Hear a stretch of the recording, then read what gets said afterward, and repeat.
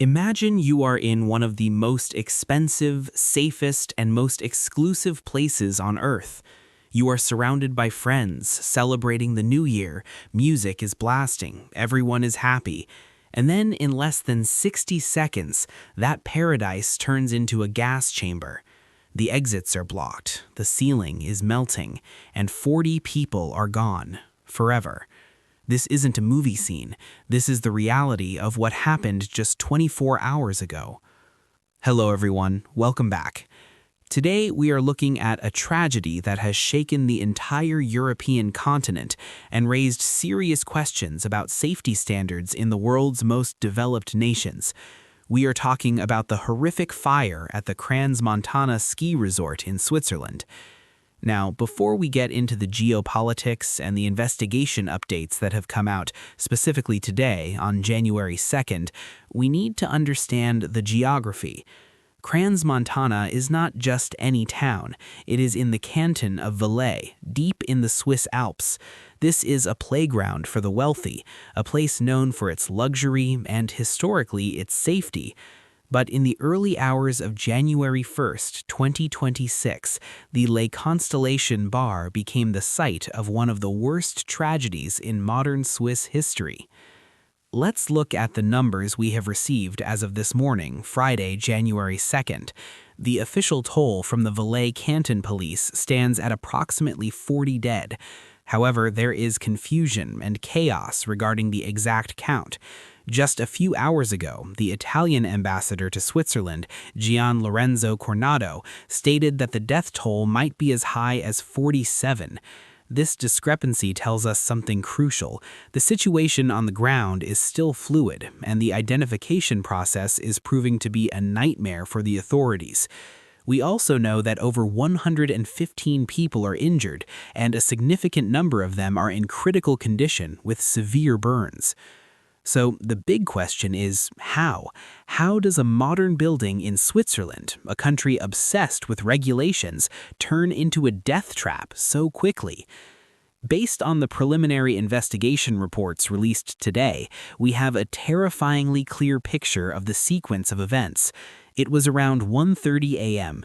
The club was packed. Reports suggest there were over 100, perhaps up to 300 people inside. This was a basement venue. Now pay attention to this detail because this is the architectural flaw that turned a fire into a massacre. Witnesses have described a single narrow staircase connecting the basement to the ground floor. The trigger? It wasn't a bomb, it wasn't a short circuit, it was a celebration. According to witness testimonies verified by Swiss police today, staff members at the Constellation bar were performing a show for VIP tables. They were carrying champagne bottles topped with lit sparklers. These are pyrotechnics that shoot sparks upwards. In a moment of absolute recklessness, one report mentions a male bartender lifting a waitress onto his shoulders. She was holding these lit sparklers. The ceiling of the basement was low. The sparks hit the ceiling material. Now, this is where the science of the tragedy comes in. The ceiling was likely lined with sound-dampening foam or wood decor to improve acoustics. These materials, once ignited, don't just burn, they liquefy and release toxic black smoke. This phenomenon is what firefighters call a flashover or embrasé généralisé. Witnesses like Axel Clavier, a 16-year-old survivor from Paris, described the scene today. He said, "I think there were waitresses with champagne bottles. They got too close to the ceiling and suddenly it all caught fire." Another witness stated that within 10 seconds, just 10 seconds, the entire ceiling was ablaze. Imagine the physics of this. The fire starts above you. The melting material begins to rain down on the crowd like sticky, burning napalm. The smoke fills the room instantly, cutting off visibility, and everyone, hundreds of panic-stricken teenagers and young adults, rushes towards that one single narrow staircase. It created a bottleneck, a crush. People were trapped not just by the fire, but by the stampede. Some managed to smash windows with chairs to escape, but for those deep inside the basement, there was nowhere to go. The aftermath we are seeing today is heartbreaking.